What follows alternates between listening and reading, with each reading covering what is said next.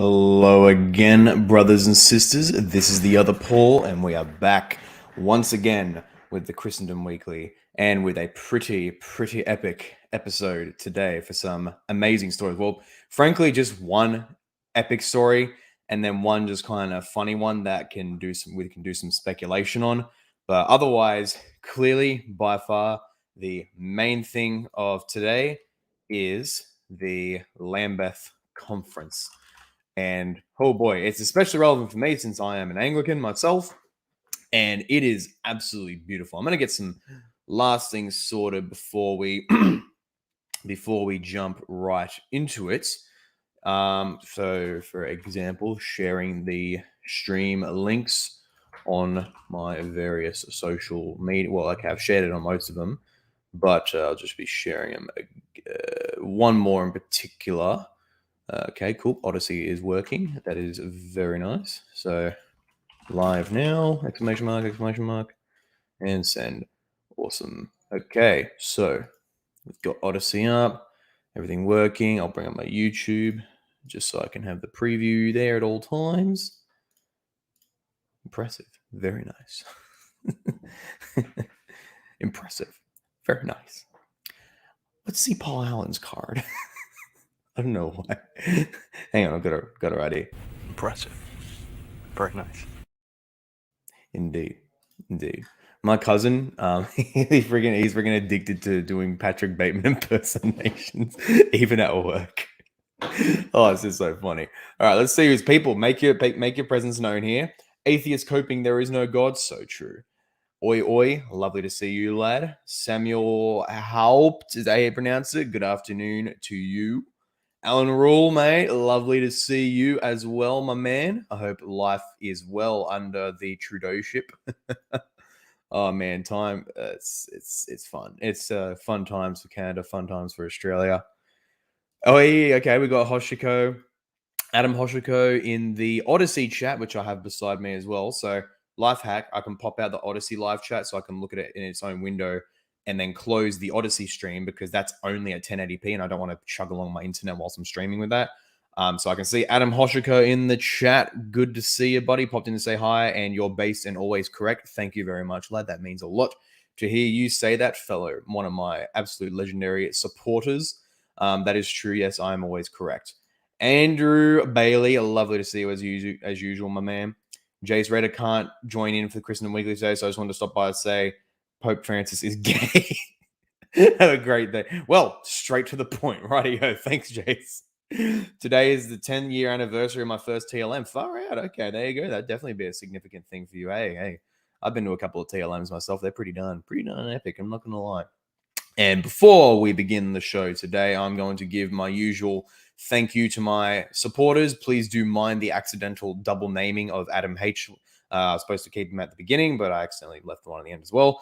So apart from that, thank you, everybody who is supporting me. It is absolutely legendary. It's super appreciated, helping me turn this into a good side hustle, good side income. God willing, maybe in the future, maybe even a full income in its own right if I keep getting big. Just got to keep pumping the channel, keep getting the subs, and the more that happens, more subs, more followers across my social media, more supporters I can get, especially also coming on the Discord as well. That is a big help in garnering support. But yes, thank you all so much. You guys make this possible. You help me buy equipment, software, books. Next pay in particular is going to be epic because once that comes in, I'm going to be signing up to Epidemic Sound, which will mean I'll have a colossal library of just free music to use across all genres. I'll also be signing up for a Wix premium plan so that I can finally launch the new and improved official website. And I want to get the premium plan for a couple of features, but mainly in particular, having my own custom URL that doesn't include .wix or whatever, or wix something.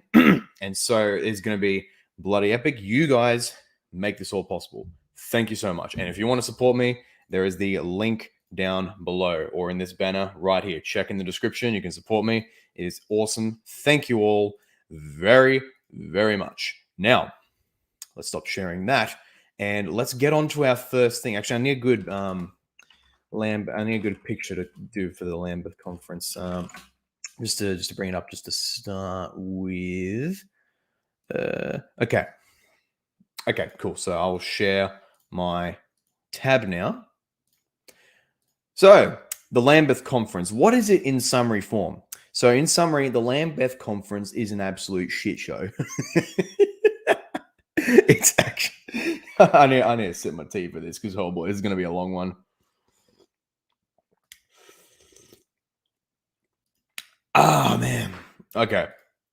So, for people who don't know, Lambeth Conference is like I won't say regular. It's like it's an occasional series of synods, of councils that bring together the entire Anglican communion around the world. They all come together, have a synod, make decisions, do this, do that, all that jazz. And this Lambeth Conference is proving to be an absolute shit show of biblical proportions. Because hey, epic. Hang on 1 second, people. Thank you so much. Epic stuff. Wait. People, like the stream if you love your dad. Like the stream, comment, subscribe if you love your dad. Especially when he makes you breakfast. Absolute legendary stuff. But yes, it's going nuts. Because even right from the start, it's amazing. I'm going to get into something that happened like right as it opened, pretty much. Well, not exactly the day it opened. So if you notice in the website itself, okay, the day is 26th of July. Okay, so the 26th. That's when it opened. That's when the council opened. And I'm going to start us off with the first sign of absolute catastrophe. I mean, not even a sign. It just straight up was a catastrophe. Press release. Orthodox bishops to offer their own Lambeth resolution reaffirming Lambeth 1.10. I'll explain that in a second. And will not receive Holy Communion alongside gay partner bishops. 29th of July. So 3 days into the council, and there is a categorical schism already. Because, I mean, look. 1 second.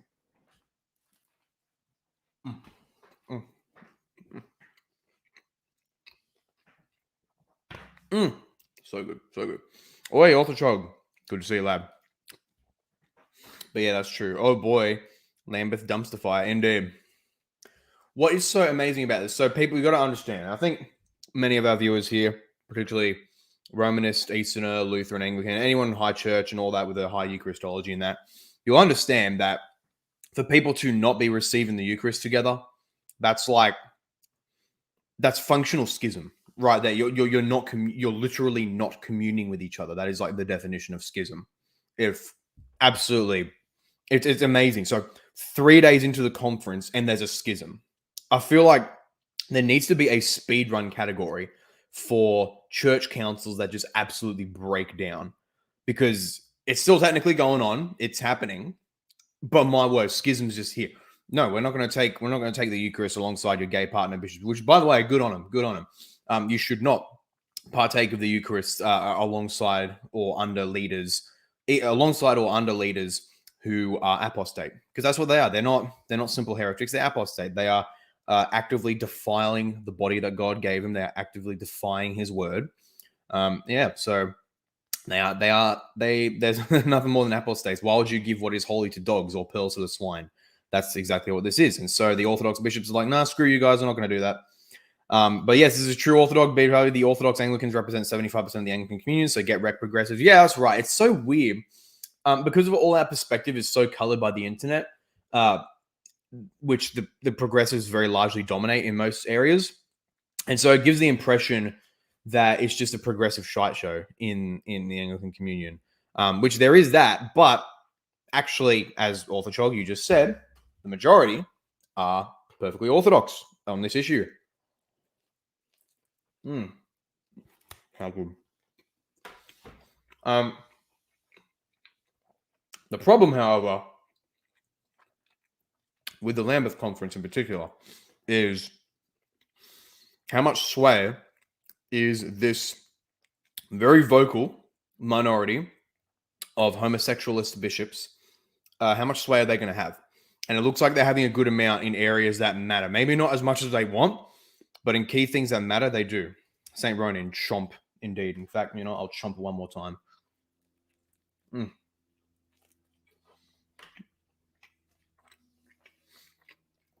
bacon, egg, cheese, and some very nice seasoning. So good, so good. But yeah, that's how this started. This is at the start of the conference, and there's a categorical schism already. It's not on paper, but it's functionally there. And so now I'll bring up the next part of it. I'm kind of going to be giving like a rough overview of events with comments. There is some other really, really good how would I say, resources and websites that people can look at to get the full picture that I highly recommend. But also at the same time, if you want the progressive picture, just go on Twitter and go to hashtag Lambeth Conference or something. You'll get your progressive takes just like that. But otherwise, for sensible takes, this is really interesting. So you'll hear a lot of discussion about Lambeth 1.10. What is that? Well, the Lambeth Conference in 1998, I think it's 1998. Hey, Dr. Bob, good to see you. Hospital I work at is associated with Apostate Methodists, so I know the feeling here. Rip. But yeah, I think late 90s Lambeth Conference, there was Resolution 1.10 or 1.10 resolution, which basically codified one man, one woman marriage. Okay, so it's official. This is official Catholic as well, but official Anglican doctrine that marriage is between one man, one woman, not homosexual. That's it. Ichinque, lovely to see you, lad. Lovely to see you. And yet, even with that being the case, certain dioceses like in archdioceses and regions like the Episcopal Church in the United States, they kind of said, "Nah, screw you guys. We're going to do our gay homo marriages anyway." So not enforced, no penalties for some absolute dumbass reason. No clue why they haven't been penalized, the Episcopal Church. But that's what happened. The majority of the Anglican Communion have abided by this teaching because they know it's true. But then a minority of very white Western dioceses, but even some big ones like the Episcopal Church, decided to go all, nah. We're doing our own thing. And so that's the big state of affairs. And so near the beginning of the conference, Welby met with GSFA, so that is the Global South. So the Global South is a big group of really just about the majority of bishops, if not around half the bishops of the Anglican Communion. Basically those from like Africa, Southeast Asia, those kinds of more third worldish kind of places. He met with them and somewhat kind of affirmed Lambeth 1.10. And for those who don't know, Justin Welby, Archbishop of Canterbury, not the Pope, of course, of the Anglican Communion, but kind of think of him as like a chairman of the board, you know? So a chairman of the board have some powers and all that, but fundamentally they're at the behest of the collective shareholders or board or what have you. And that's the case with the Archbishop of Canterbury as well. He has a leadership role, but he's at the behest of the collective. So very conciliarist model. AMFM, lovely to see you, lad. Lovely to see you. So this is the interesting thing here. Sources close to conference organizers who asked not to be identified as they were not authorized to speak on his behalf tell Anglican.inc, very good website, by the way, for this kind of journalism. Archbishop Welby met with at least 7 primats representing the Global South Anglican Fellowship on the evening of July 30th, 2022. The meeting had been requested by the GSFA primats to present their request that they be allowed to address the conference on Monday and ask to gather bishops to reaffirm Lambeth 1.10. And they're talking about how it works as a call and all that. The system of doing resolutions and calls and that is really freaking retarded in Lambeth right now. I'll get to that soon. At their meeting, Archbishop Welby, the GSFA primats asked for a 5-minute break in the Anglican identity call on 1st of August 2022 to present their case in the conference for why Lambeth 1.10 should be affirmed. The Most Reverend Justin Baddy Arama, chairman of the GSFA, told our decision to offer our own Lambeth 1.10 resolution comes after extensive requests to the Archbishop of Canterbury for a standalone resolution. Archbishop Welby told the primats, here's the interesting part, it was not necessary to reaffirm Lambeth 1.10 and offered instead to prepare a document the GSFA primats could take back to their churches that said 1.10 was the official teaching of the Anglican Communion. Left unsaid by Archbishop Welby was whether he too believed 1.10 to be right and proper expression of the Anglican sexual ethics, which is some good commentary on this, because Well, actually, I'll finish this first. The Primats thanked the Archbishop for his offer and accepted the gift of the letter, but requested that they still be allowed to present their case before the conference. They further asked that a list of all those registered and present at the conference be published and that the results of voting by each participant be made public, which, to not have this, I think anyone who does not, except for like maybe like the very tiniest, most thin set of circumstances, I can't even imagine what they are right now. But otherwise, anyone who calls for voting records to be private, they're snakes. That's what they are. They're trying to subvert something. And so this is, let me take another chomp. Excuse me.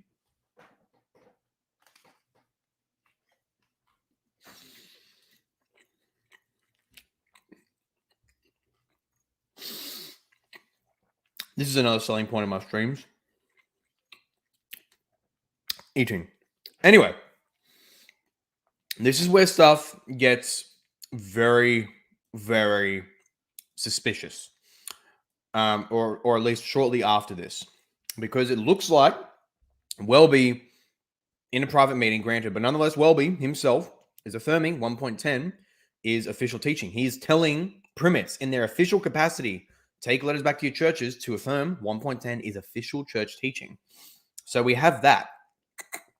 But then, on August 2nd, I believe on August 2nd, it was at least published in, yes, I believe it was August 2nd, Justin Welby gives this opening statement at the conference on the call for human dignity. So first I'll explain the call. So rather than doing your normal common sense system of, okay, let's have this resolution and we vote on it. Okay, votes registered, cool, done, whatever. Rather, Welby has instituted this really weird system of calls. So calls they're not like resolutions, which are like immediately strongly binding on every member of the Anglican Communion, but it's rather just meant to represent the collective voice of the communion. And I don't think they have binding power. Please someone correct me if I'm wrong, but that's what I've read. They don't really have a binding power per se on the communion. So really weird. It's just like, what the bloody hell's the point of a call then? Other than just like a little get together where people are like, I think we should do this. I think we should do that. But it's like, it has no bloody power. So what's the point of having this council? But even with that, these calls are not strictly voted on one-to-one. Rather, all the bishops are put together in the same room. They're all put into sets of tables, groups of bishops. They are the call is given. They are all given some time to discuss it amongst themselves on the table. And then once that discussion is done, Welby will point out some select tables, and the heads of those tables who recorded the general opinion of the table, they'll give summary of their discussions, their thoughts, their conclusions.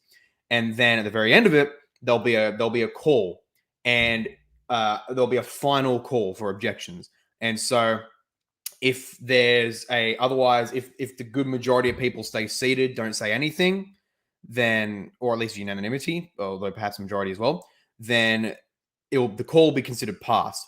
But if people stand up and vocally raise their voice against it, then there'll be registered some kind of opposition to it. And it's got to be, I think it may just be something like how many people oppose it versus how many people stay silent. So it's this really, really weird, sloppy, airy-fairy way of doing church council proceedings, of just passing anything. And so people just like, what the hell is going on, Welby? What are you doing, mate? But if we see what he's saying here in his opening statement, we can see that his decision to make the call system, as well as what he says here, it's part of a larger strategy, much larger strategy. And so, do I want to read? Yeah, the whole thing's not that long. So I'll read the entirety of his text. And so this section here is the context, so I'll read that first. The bishops at the Lambeth Conference spent time in discussion and prayer over the Lambeth Call on Human Dignity today after hearing opening remarks from the Archbishop of Canterbury. Archbishop Howard Gregory, chair of the Lambeth Call on Human Dignity drafting group, opened the meeting in prayer. He thanked his fellow members of the drafting group and said it had been a privilege to have been given this assignment. Archbishop Thabo Magoba, chair of the Lambeth Conference design group, explained that the bishops will not be asked to give a verbal feedback on the call. So very interesting there. They're not even asked for feedback for this specific call. After the bishops spent time discussing the call in small groups, they concluded the meeting in silent prayer. The specific requests set out in the call, including the request for the establishment of the Archbishop's Commission for Redemptive Action, are due to be considered at a later session during the remaining week of the conference. Archbishop Justin Welby spoke at the beginning of the closed meeting of bishops to discuss the Lambeth Call on human dignity. Earlier today, he wrote to all bishops of the Anglican Communion.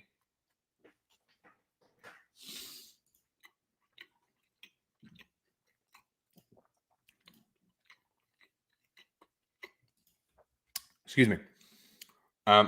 Bishops were invited to give written feedback as they had done with other calls during the conference, which will be submitted to the chair of the Lambeth Calls Working Group. The text of the Archbishop Justin's opening remarks as delivered follows. And so now this is Archbishop Justin Welby's speech. Pay attention to what he's saying here and what he's not saying. This is one of the most important sessions of the conference. In it, we come to a question of what we believe about human dignity, including sexuality, that is deeply dividing, not only for Anglicans, but for every part of God's global church. This conference is one of the few places that we can meet and be honest with each other about what we think, listen to others, and pray together. In some churches, like the Anglican Communion, the disagreement is open. In others, it is behind locked doors. But in all, it is real, and in all the subject is of the greatest importance. Okay. Most of the call on human dignity, including sexuality, is uncontentious. None of us would want to argue for sexual violence and conflict, abuse of the vulnerable, or violence against minorities or women. But paragraph 2.3 is very different. For some here, it will be a great relief. There is no attempt being made to alter the historic teaching of the vast majority of churches of the Anglican Communion. For some, this paragraph will be hugely painful, agonizing emotionally, for it is felt by many to state that who they are and who they love is wrong, that they are less than fully human. God diddums. So, in this brief address, please let me state some important principles. First, the call is about human dignity and also about sexuality. The reason the two are combined is that its central theological foundation is that all human beings are of equal worth, loved by God, and are those for whom Jesus died on the cross and rose to life. As St. Paul says again and again in Romans, there is no distinction. Second, as we discuss this, we are all vulnerable. So note already all this language about hurt, pain, vulnerability. You see where this is going? You've seen this language before, most likely. What kinds of people give this language? You can see where this is going. For the large majority of the Anglican Communion, the traditional understanding of marriage is something that is understood and accepted and without question, not only by bishops, but their entire church and the societies in which they live. For them to question this teaching is unthinkable, and in many countries would make the church a victim of derision, contempt, and even attack. For many churches to change traditional teaching challenges their very existence. So note this, note how he frames the position of the Orthodox bishops. And it's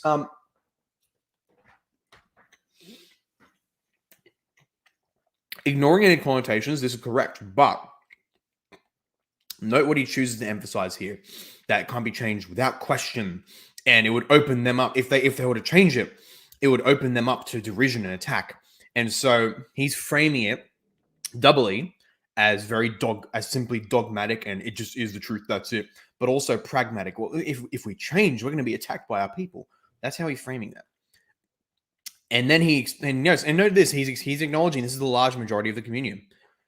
Look how he frames the homosexualist position. For a minority, we can say almost the same.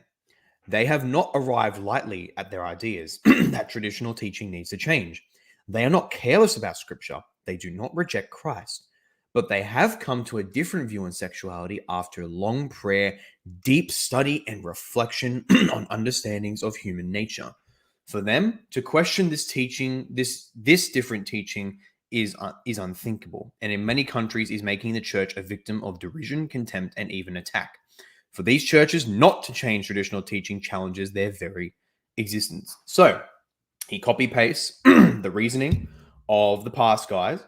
For the Orthodox bishops, that was just it. It was dogmatic, it was dogmatism, and it was threat of derision.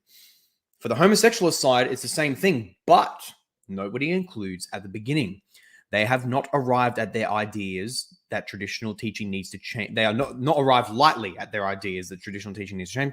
Not careless about Scripture. They do not reject Christ, but they have come to a different view on sexuality after long prayer, deep study, reflection on understandings of human nature. So there is a sober academic devotional prowess to this minority view that wants to accept homosexuality in the hierarchy of the Anglican Communion, in the marriage rites of the Anglican Communion. There is a care for the study of Scripture. They don't reject Christ. They just have a different view. Do you notice that different framing that he gives for this group, for the homosexualists? That just speaks for itself. It's very clear at this point in the speech. He is trying very clearly to simply open up the door. Not even necessarily to give a full thing that, yes, homosexual marriage is okay, we're enforcing this across the whole thing. It's just, there's opening up the door to a diversity of views. That's all it takes for this crap to start. That's how it starts in every single church that has apostatized so far. So let us not treat each other lightly or carelessly. We are deeply divided. That will not end soon. We are called by Christ himself both to truth and unity. Now, look at the irony of saying that, to truth and unity. What did he just say before? Oh, we can differ. Oh, there's people have different ideas on this. Third, there is no attempt to change people's minds in this call. It states as a fact that the vast majority of Anglicans and the large majority of provinces and dioceses do not believe that a change in teaching is right. Therefore, it is the case that the whole of Lambeth 1.10 1998 still exists. This call does not in any way question the validity of that resolution. The call states that many provinces, and I say again, I think we need to acknowledge it's the majority, continue to affirm that same-gender marriage is not permissible. The call also states that other provinces have blessed and welcomed same-sex union or marriage after careful theological reflection and process of redemption. In that way, it states the reality of life in the community today. As is said in the letter, and I re-emphasize, there is no mention of sanctions or exclusion. In 1.10, 1998, there is much mention of pastoral care. As Lambeth 1.10 also states, all baptized, believing, faithful persons, regardless of sexual orientation, are full members of the body of Christ and to be welcomed, cared for, treated with respect. Fourth, many people are watching and listening, both inside and outside the church. But we bishops, you alone and I, are responsible for what is decided in this call. When we will all answer to God on the day of judgment, we will not be able to say, and there is no vote today, but when at some point, if ever, we make a decision on this, we will not be able to say that I voted this or that way because others told me so. Please, therefore, be present in the room or online today. Do not spend the time looking at your phone at what others outside the room are saying. This is a good point. You are shepherds of your flock, as I am a shepherd of the flock that I serve. Let us not act in a way that disgraces our witness. Speak frankly, but in love. That's true. That's good. Finally, a short comment on my own thinking. Here's the clincher of all this. I am very conscious that the Archbishop of Canterbury is to be a focus of unity and is an instrument of communion. That is a priority. Truth and unity must be held together, but church history also says that this sometimes takes a very long time to reach a point where different teaching is rejected or received. I neither have nor do I seek the authority to discipline or exclude a church of the Anglican Communion. I will not do so. I may comment in public on occasions, but that is all. We are a communion of churches, not a single church. I want to end by repeating this line from the Call on Human Dignity. As bishops, we remain committed to listening and working together to the maximum possible degree, despite our deep disagreements on this issue.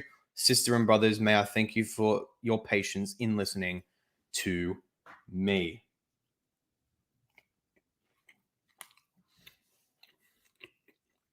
I need more tea.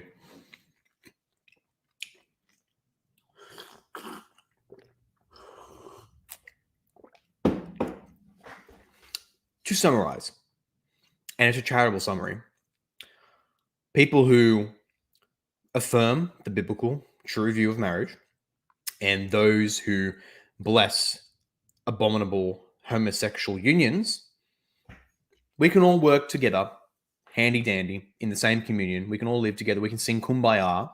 And I'm not intending to seek the exclusion of any group, of any church, even though I'm the Archbishop of Canterbury.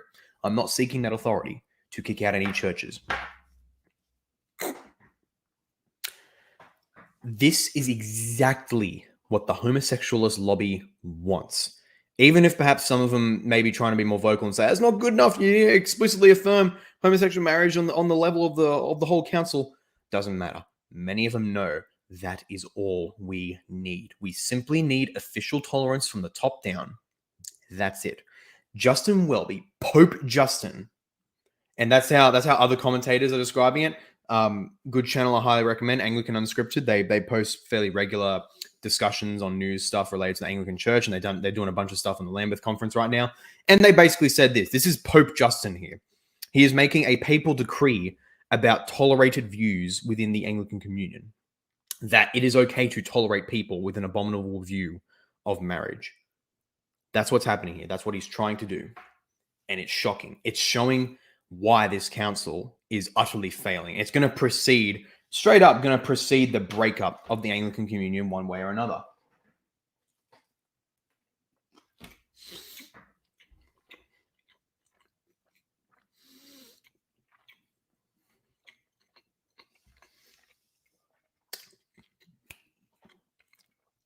Sorry about that. I can only see this going one of two ways. Either by some miracle, the majority of the Anglican Communion somehow grabs Welby and the others by the gonads, okay, and forces them to enshrine this as to not even just enshrine it. It's already ecclesial law, Lambeth 1.10, just to say, get a pair, enforce it.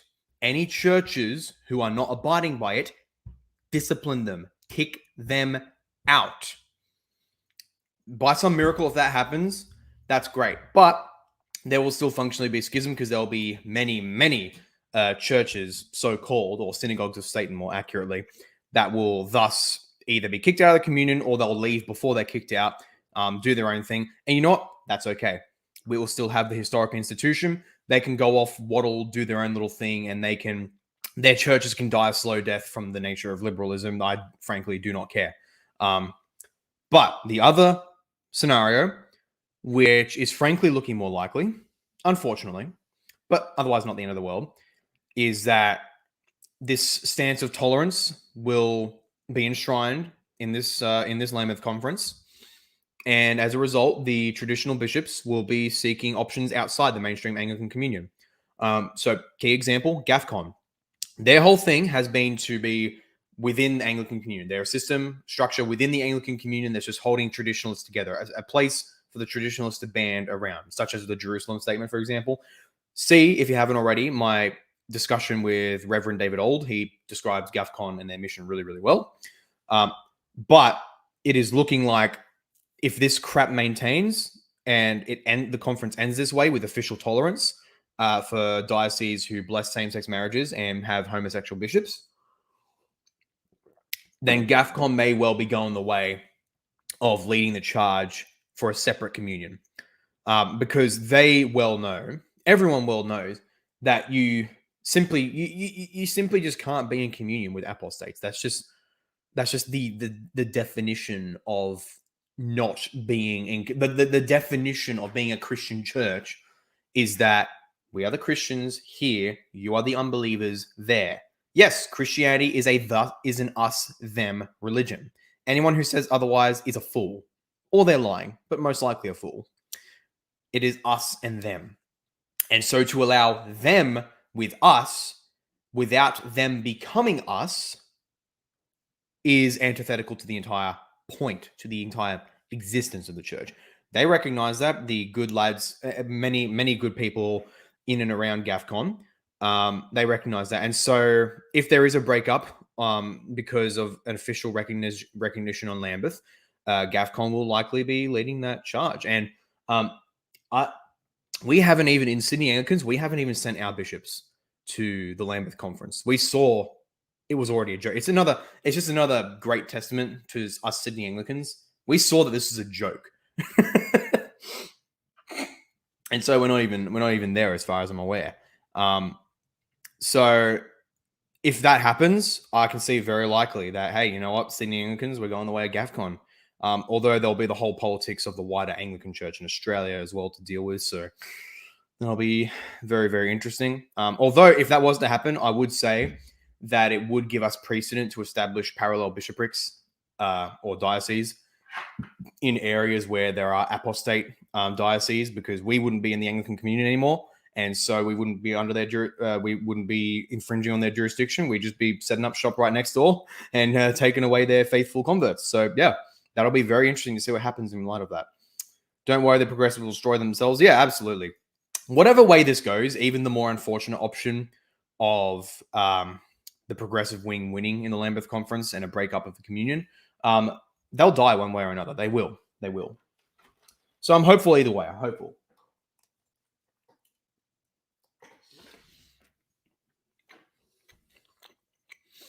This is God's way of cleaning house. This is how he sifts through the wheat and the chaff. Whatever the result will be, there'll be clear dividing lines, and we'll be able to know who's faithful and who's not. Yeah, basically that. What else is there to look at? I've got this communique here that was just posted. What was this? I'm looking at this communique that was just posted by the Orthodox bishops at the Lambeth Conference. Okay, yeah. So this is a very cool. Okay, I'll just share this briefly. I'll let you guys. It's pretty long. It's like 18 pages. So I'm not going to read it all right now. But if you can, I highly recommend you go to Anglican Inc., Anglican.inc, and find this document, communique from the Orthodox bishops attending the 2022 Lambeth Conference. And in sum, it's basically saying, look, we need to enforce the affirmed official teaching on marriage, and exact punishment, discipline for those dioceses that do not comply. That's basically all it is. Very simple. Basically the Orthodox bishops saying, yeah, do your bloody job. That's it. It's that simple. And so that's an interesting communique. It's showing that the battle lines are being drawn. People are preparing for war. And yeah, that's basically that. And then there's this other really good article that I've got over here about the so-called end of the communion. Basically ripping into Justin Welby's speech that I just read earlier, and everything else he's doing at the convention. It's just absolute crap show. And it looks like we're seeing, even from the opinions of bishops, including and especially liberal bishops, that they're taking Justin Welby's words the same way that I am, that he is paving the way for official tolerance of dioceses who defy the communion's teaching. So you can have official teaching in the institution. Oh, but if you want to violate it, that's okay. That's how you destroy an institution. It's absolutely amazing. Bishop Michael Curry, presiding bishop of the American Church, quote unquote, he summarized the content of the call in this video. He said this: we in the Anglican Communion live with a plurality of views on marriage, that there is what might be called the traditional view of marriage between a man, or not might be called, mate is, but that there is another view equally to be respected, a view that includes and embraces same-sex couples who seek the blessing of God on their loving relationships, their commitments, and their families. My friends, I've been a bishop 22 years, been a priest over 40 years, and I have to tell you that as far as I know, this is the first time a document in the Anglican Communion has recognized that there is a plurality view on marriage. That's why I say today is a hopeful day. So he's talking mainly about the call itself, although it's fundamentally echoing what Justin Welby himself is saying. From New Zealand, Bishop Peter Carroll says, or wrote, somewhat tentatively, it is possible that today marks a moment in the Anglican Communion history in which we have formally recognized that we are a communion with plural understandings on marriage and human sexuality.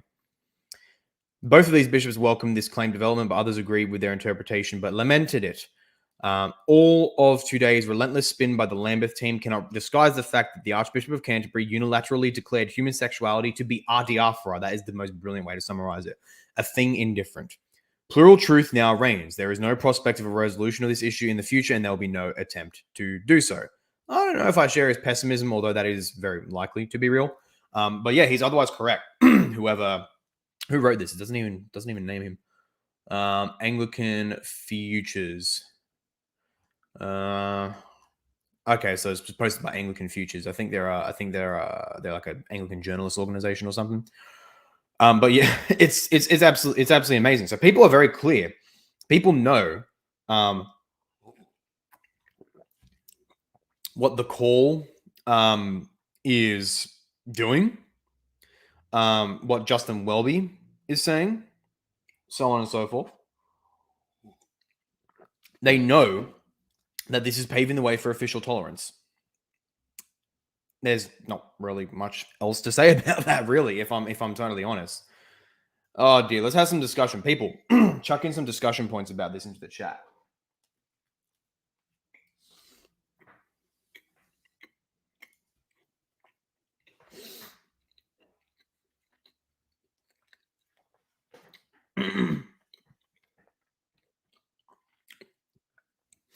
Does he really expect us, AMFM says, does he really expect us to believe that liberals respect the traditional view of marriage? They want to redefine it for everyone, not just for some. That's true. Yeah, that's true. Although, in the communion, the liberals do appear mostly pleased that there is at least tolerance for dioceses to make up their own mind. So that those bishops who want to do it, they'll say, hey, look, they may say, hey, look, I'd rather that the communion just explicitly affirm same-sex marriage as a whole and not allow traditionalists to restrict it.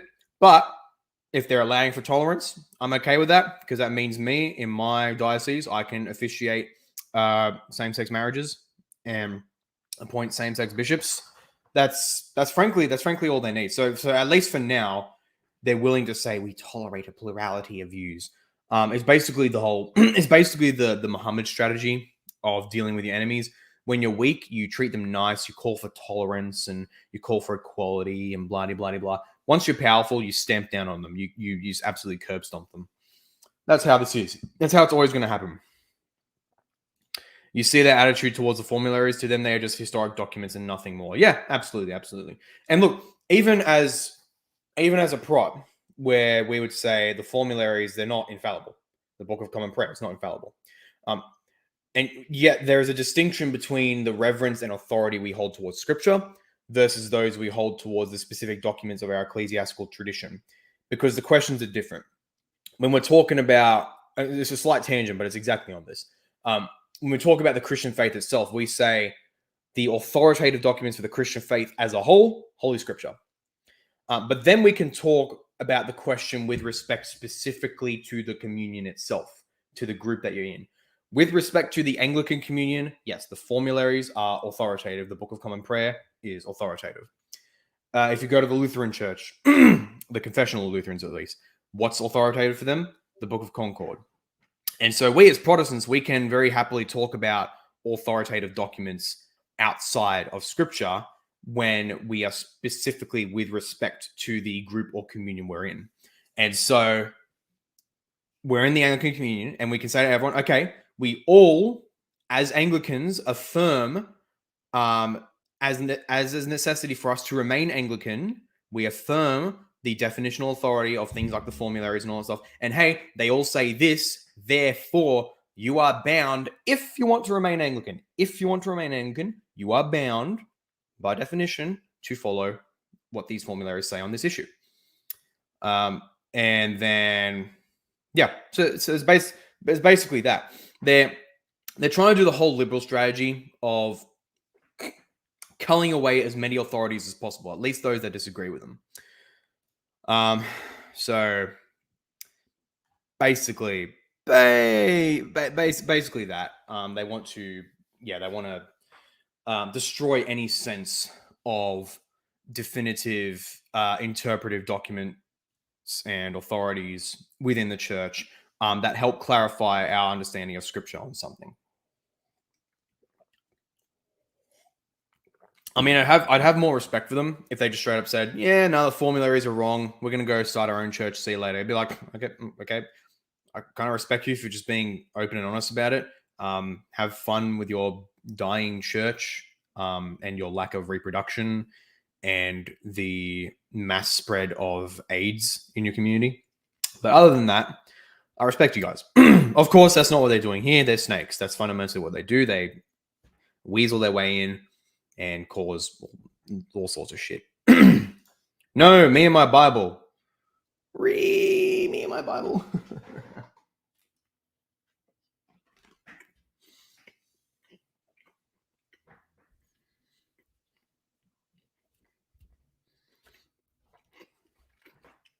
That is true. That is true. Me and my Bible, indeed. Yeah. So I'm gonna give some last thought speculations. So as I said, there's two possibilities come out of this. Either by some miracle, the official Anglican communion teaching is enforced, and those dioceses who defy it face penalties or even kicked out. Or, well, ideally not kicked out because they could just take away church property, just defrock everyone who defies it. Or the more likely option, this plurality tolerance, this tolerance of plural views, is official after the conference, and so all these other dioceses across the Western world, they now have official warrant. Like, it's so funny. It's official teaching, one man, one woman marriage, but it's also official teaching that you are permitted to defy official teaching if this is how it keeps going through. And so then there'll no longer be any pressure on anyone like the Episcopal Church in America or Scotland or what have you. There'll be no more pressure on them for defying it. And they could just say, no, Lambeth Conference lets us do this, so see you later. Oh, yeah, you're citing this official statement, this official law in the Anglican Communion that's still in power today. Well, guess what? They said we don't have to obey it, so stuff you. That's how it all is, unfortunately. That is how it all is. And so my personal prediction, I'm hopeful that the traditionalists take over again, but realistically, it's probably not going to happen. It's probably not going to happen. Oh, well.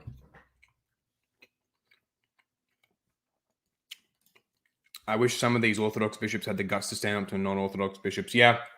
It's sad because the Liberals have done a good job in bullying conservative leaders across the board in almost any context to, even if they disagree, to only do so very passively and very mildly, and not to make other people angry. It's okay if the Liberals get angry; they're allowed to get angry, but we're not. That's uncouth of us, and that's unfortunately what's happening here. I wish I were hearing news coming out of Lambeth of homosexual bishops and their partners being shouted down and bullied out of the palace. That would be an absolutely beautiful sight, especially there's video of it. But alas, it is the minority, who are calling the shots, and thus making the conservative bishops, the majority, say, "Oh, we're not gonna take the Eucharist." They should have frankly should have just caused such a fuss. I reckon they shouldn't have just simply said, "We're not going to take the Eucharist," because you have your gay guys there, you have your gay bishops and their partners. They should have rocked up and said, and just shouted them down, "Do not let them take the Eucharist. Kick them out of here, or we're going to cause a ruckus. We're going to cause an absolute riot." Which, frankly, at this point is justified, in my opinion. Just bishops just throwing hands, you know. That'd be fun to see all the African bishops just rocking up to these like skinny ass American and European bishops and just like whacking them down. That would be something beautiful. It'd be like St. Nicholas would blush at what happens there. Oh dear, that's funny. That is funny. Yeah. Prayers needed for the Anglican Communion. Pray that truth prevails and that whatever happens, the good Anglicans live, thrive, grow, and the apostates die. Ecclesially speaking, their churches die. I don't wish death upon anybody. Where is Cromwell when you need him? Good question. Bro, the African bishops are so based. Honestly, honestly. And apologies, I'm a little bit slow. I had a very late night last night. Woke up only just a little bit before this. So yeah, sorry if I'm a little bit slow. But otherwise, I hope this has been very informative so far. And I'm terribly sorry, I go for Jesus. I never acknowledged you when you came in. What up? Good to see you. Good to see you. If you want, Jeff, I can give you a link and you can come chat on the stream, because the next thing we're going to look at is Pope Francis' latest kerfuffle on the death penalty. So this is gonna be fun. So I'll share it right now. Jumping straight to that story. Let me just do a text search. Okay. So this speech, at least certain bits of it, talking about the necessity of the church developing in doctrine and dogma and all that jazz.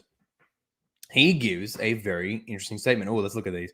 Frankie the hippie pope, so true. Pope Frankie at it again. I mean, he is a Jesuit. That is true. That is very, very true. Now, this paragraph.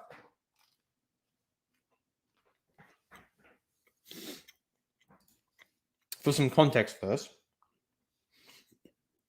when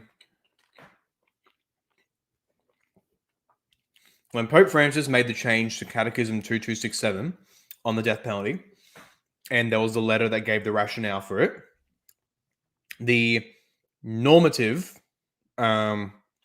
interpretation of it, the standard Catholic apologetic in response that was given was, I love this news stream, beats 9 News. Why? Thank you very much. That means a lot. The standard Roman Catholic apologetic response was that Pope Francis was not saying that the death penalty is intrinsically immoral, just that given today's circumstances, it is now inadmissible. We cannot do it. However, we have this paragraph in his speech when he's talking about the development of doctrine or dogma. Listen to this. But so many things have changed. Think, for example, about atomic weapons. Today, it is officially declared that the use and possession of atomic weapons is immoral. Think about the death penalty. Before the death penalty, yes, but today, I can tell you that we are close to immorality because the moral conscience has developed as well. To be clear, when dogma and morality develop, it is fine, but in the direction of the 3 rules of Vincent of Lerone. I think this is very clear. Let that sink in for a second as I chew on my last piece.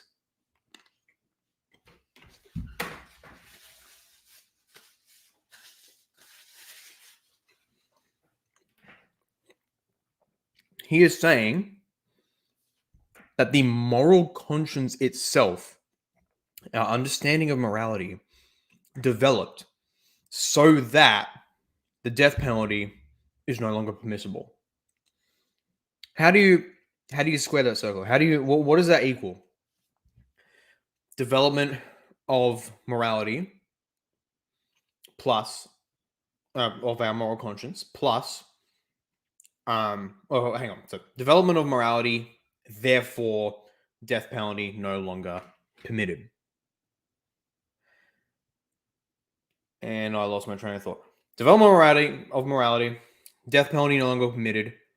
What would you then call it if you were to not heed that new understanding of morality? What would a thing be if you were to deliberately go against this new understanding of morality?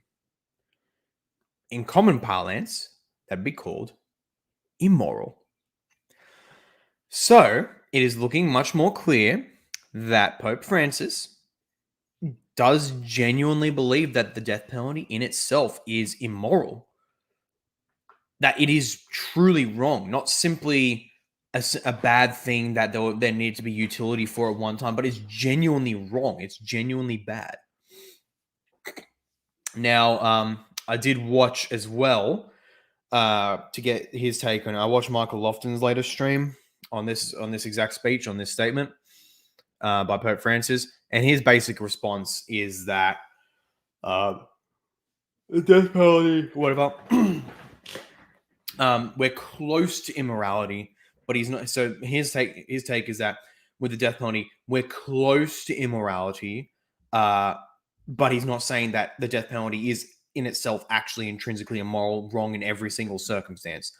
And the weird thing with that is that you could make that argument about virtually anything. Like, to give a slightly graphic example, forgive me. We acknowledge rape, intrinsically immoral, always wrong, right? What if then there's a situation where you either have to do that or the planet explodes? What then? So that's why it's not very helpful to talk about absolutely wrong in every single circumstance, because you can almost concoct any circumstance that will make anything permissible, frankly. Assuming one is prioritizing the survival of the human race, of course. So that doesn't really help. It's better to think of it in terms of just normative, all else being equal. Is it right or wrong? Is it moral or immoral? And so we can say with the case of rape, normatively, and of course with the vast majority of situations, again, except for the threat of the planet exploding, that it is wrong. Okay. So that's the more easy way to think about it. And likewise with Pope Francis, I think that's actually the better way to actually interpret this. Yeah, that's pretty much all I'd say. So it's a bit of a weird criteria to say he's not saying that something is wrong in every single circumstance, because like, could he even say that really at all? I mean, he doesn't really need to say that. All Francis really does need to say is that the death penalty is normatively immoral. So then we simply need to ask, why would he say then that with the death penalty we are close to immorality? Because the moral conscience has developed well. And so in what sense is anyone saying that we're close to immorality? Is he talking about nations, just nations with the death penalty? Is he talking about the collective of nations, both those with and without the death penalty? It's like, it's slightly, or maybe just simply the practice of the death penalty itself. And so, yeah, he says, like, I'll admit it's a bit, it's weird the way that Francis is saying this stuff. And yet the fact that he is choosing to use the language of immorality, that with the death penalty, we are close to immorality because the moral conscience is developed. At minimum, you have to interpret Francis as saying that the church for over a millennium was close to immorality. I mean, arguably, it was just there for such a long time, especially with the handing over, in Francis' view, especially with the handing over of heretics to death, to put them to death. And then even then, to say that there's a development of the moral conscience, we got to understand it in the whole matrix of what he believes. Development of the moral conscience, taking into account his other statements, means the death penalty is inadmissible now. It's inadmissible. Combine it with this, though, to say that it's now close to immorality. But if it's close to immorality but not actually immoral, what does that even mean to be close to immorality? Isn't something just immoral or it isn't? And so this is me just critiquing Francis himself now. What does that actually mean?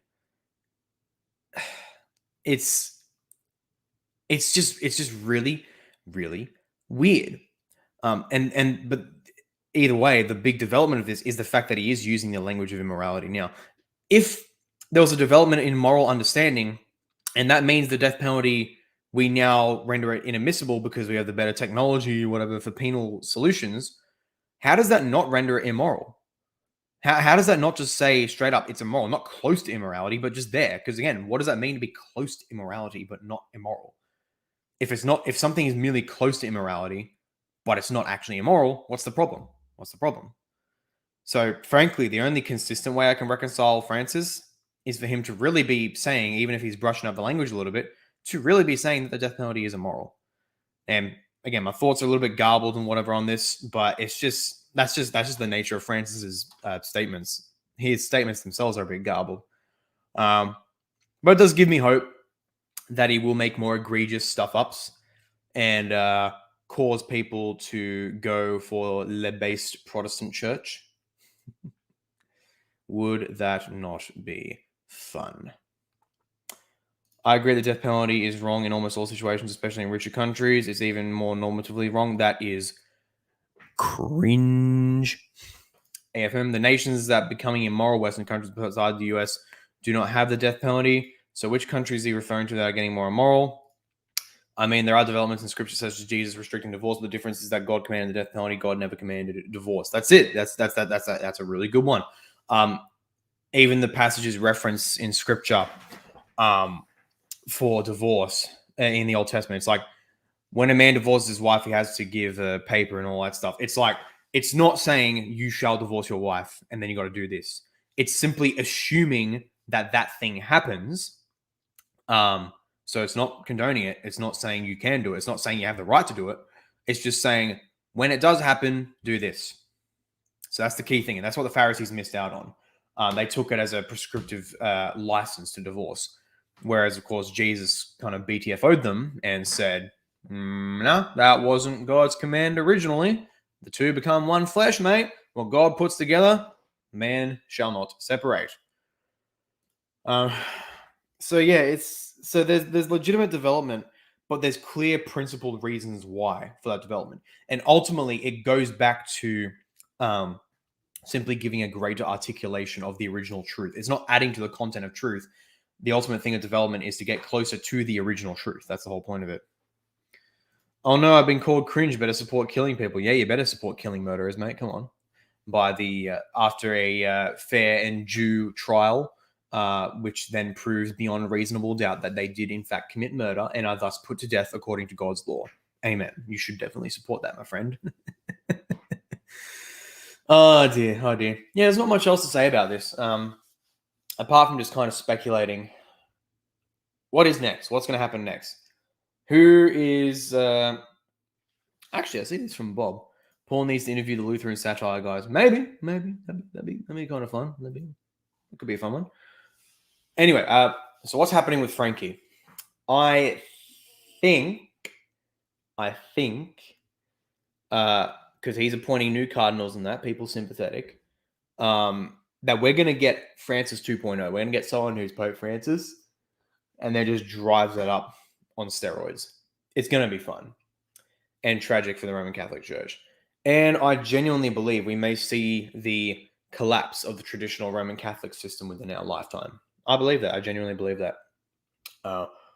Just because Francis' statements are already very scandalizing in numerous areas. And so to get another even more Francis-like Pope would... is going to accelerate that. There's eventually going to be an error so blatant and egregious that no apologetic pretzel weaving is going to get around it, and people, mainly trads that is, are going to be leaving left, right, and center, either straight up apostatizing or going to orthodoxy, or ideally some Protestant denomination. And that's why we Prots, I've been saying it for a long while now, we need to be ready. We need to have the net there and ready for a great exodus of Roman Catholics. The harvest is plentiful. But the workers are indeed few. So, I think that's about all for today. I shall open up Q&A, and so reminder, Q&A supporters get priority, and super chats as well. Although I do highly recommend you just become a supporter instead, because super chats, YouTube takes 30% of that, which is bloody ridiculous. And for supporters, as always, I exhort you to put your questions in the supporter questions channel on the Discord. Although this time there's not a whole ton of people commenting and all that, so it won't be hard to pick you out, supporters who comment. So you can just comment here this time if you want with your questions. So yeah, supporter questions prioritized. But otherwise, it looks like there's not a whole ton of people here, so I'll be able to get to everyone. What did I miss? What did the Pope do this time? Another gaff on the death penalty. Basically coming out to borderline, if not straight up, saying that it's immoral. He says that the death penalty, it's approaching immorality. It's close to immorality, which is like, as I was saying before, what does that even mean? To be close to immorality, but like not immoral. So is it wrong? Something that's close to immorality, but it's not immoral? Like, what does that even mean? What are you even saying, mate? What are you doing? So yeah, very interesting. The key development of it is the fact that he did use language of immorality towards the death penalty. which really does strike at the heart of the main Roman Catholic reinterpretation of Pope Francis, or defense of Pope Francis, where they'll say he's not saying it's immoral, he's saying it's just inadmissible given new circumstances, all that jazz. So I'll just show you up here again. This is the quote right here. Yeah. Before the death penalty, yes, but today I think we are close to immorality because there's been a moral consciousness developed. Well, I mean, it looks like he's saying that the closeness to immorality is on the basis of moral conscience. And so clearly what he's implying here is that if development continues, the moral conscience may develop to the point wherein the death penalty is properly immoral. And so at minimum, he has restricted the death penalty because of its proximity to immorality, which itself already flies in the face of a millennium plus of Catholic Church teaching and practice. So yeah, it's just really, really weird stuff. So yeah, any questions anyone has, whether on these stories or even on others, if anyone's keen for those. Wish I had a guest on. Would have kept us going for a little bit longer. I'm just a little bit tired, but hopefully, otherwise, at least in the Lambeth Conference, that I gave some good sufficient detail, because yeah, it really is looking like something beautiful, something in a bad sense, in a metaphorical sense, it's beautiful. I wonder if he classifies this as infallible. Nah, it was just a speech he gave on a plane. Not infallible. Wouldn't be infallible. You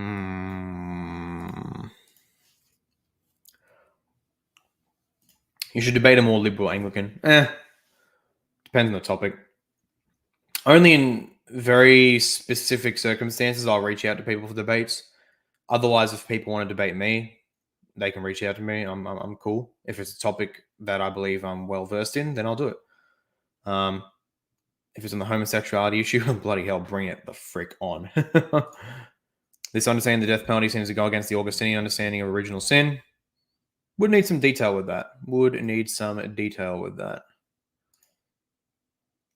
Okay, we got a question. How should Protestants prepare for this Catholic exodus? Like the Orthodox will do the same. So what should Protestants do? Basically, sort out our house, sort our shit out. All right. Get a consistent develop a consistent Protestant framework from which you can understand history, the scriptures, and all that. You can create the meta-narrative, because that's a large reason why so many people are turned off Protestant denominations, is because of the perceived lack of a grander meta-narrative that accounts for everything. So we need to do that. We need to construct a meta-narrative. I think I'm helping making good headways with that on my channel, in collaboration with others like Dr. Gavin Ortlam, and on the Discord server I help out in, striving side by side, where we help out struggling Protestants. And so yeah, that's fundamentally what we need to do. We need to have a full system that accounts for everything. It's able to satisfy their questions, and then be able to present that to them in an articulate manner. And likewise show how our system avoids the problems that the Roman Catholic system had, which they had left behind. And likewise also point to Eastern Orthodoxy and say why they have other bad problems that you don't want to experience. So, deforestation is Protestantism's biggest threat, so plant more trees. I don't know what that means, man. But all right. This understanding the death penalty goes against Augustine. It's a presupposes almost evolutionary type logic. My meaning is that Francis seems to indicate that society at large can achieve a higher moral state in human development, while theoretically possible, especially if one is post-mill, it flies in the face. The suspense. It flies in the face of millennia of experience with man's depravity and plain scriptural teaching. Yep, 100% true. 100% agree with that. And just with the nature of the Roman Catholic Church, I genuinely don't think they can consistently hold that they preserve the deposit of faith, even if they have to clarify things in the future, but then at the same time develop new moral knowledge content. Like, that's just ridiculous in my opinion. Oi, mate, thank you very much for the super chat. I hugely appreciate it. What's your top 2 issues with Eastern Orthodoxy? Okay, The trouble with this is that most of my issues, almost all of my issues with Eastern Orthodoxy, are issues they share with Roman Catholicism. It's just a testament to the fact that Roman Catholicism has a bunch of extra stuff that Orthodoxy doesn't have, which then allows me to have more special criticisms of Roman Catholicism that I don't have in Eastern Orthodoxy. So either way, my two top criticisms may be echoed in Roman Catholicism, they may not be. But I'd say they're actually no. This one would be uniquely Orthodox because Roman Catholics at least try to do something like a Newman type development hypothesis, where they'll grant that key doctrines may not have appeared until later, but it was a necessary development. Whereas Orthodoxy will say that their key stuff, including something as niche as like iconodulia, that goes all the way back to the apostles. It didn't develop; it was always there. And that's a problem because just by using good, sober historical standards, we can very manifestly see that images were a later thing. Just images in general in the church, not even icon veneration, but just having images in the church. Icon veneration came even further after that. And so that's a clear problem because there's multiple dogmas of the councils that they hold, which are clearly evolved later on. And so that's one of them, the claim to an absolute historical continuity. I guess the second one,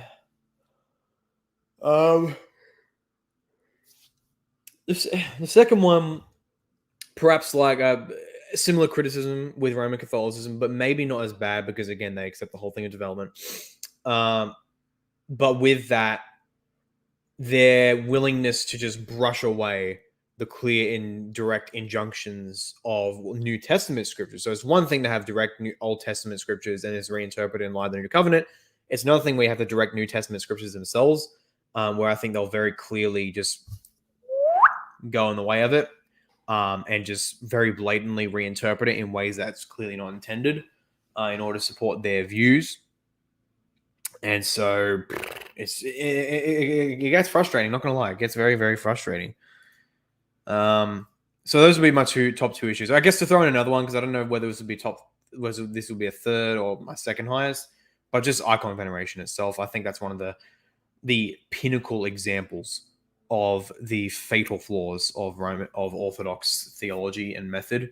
Like pretty much all the key problems with Eastern Orthodoxy and Roman Catholicism as well, but chiefly Eastern Orthodoxy, can be seen with the whole issue of iconodulia and the Second Council of Nicaea. Like the way they went about that council with proving their case was just absolutely sloppy. Like everything wrong, you just need to look there. It's funny. It's really funny. Dr. Bob, what are Craig's thoughts on the Ukraine situation? It seems to have major implications for EO ecclesiology, i.e. how do they know who is in the right in the present? I cannot remember. I do know he has talked about it. He has talked about the Ukraine issue. I think even on my stream that I had with him recently. But apart from just thinking, look, it's a tragic situation. We need to pray for everyone. We need to make sure this stops happening. Apart from that, I'm not sure his opinion. I'm not totally sure. You probably have to ask him. Rubicha Rabbit, very good to see you. Irenaeus very expressly says it is unlawful to assert that they preached before they possess perfect knowledge, as some do even venture to say, boasting themselves as improvers of the apostles. Yeah, very good point there. Very good point. As such, Irenaeus is explicit that development of doctrine is impossible. The apostles had perfect understanding of the faith, which cannot be improved upon or developed. I wouldn't say it gets rid of all development. It's like if there's new questions that come up, one could make category distinctions and all that, which otherwise weren't there. But nonetheless, with the content itself, yeah, the apostles had perfect knowledge of all that. So it's tricky. Or one could do, which I think Eastern Orthodox often do, and we'll just straight up say the apostles had a full-fledged Nicene understanding of the Trinity. I have seen Orthodox say that, which is part of one of my problems. It looks clear that they didn't, but whatever.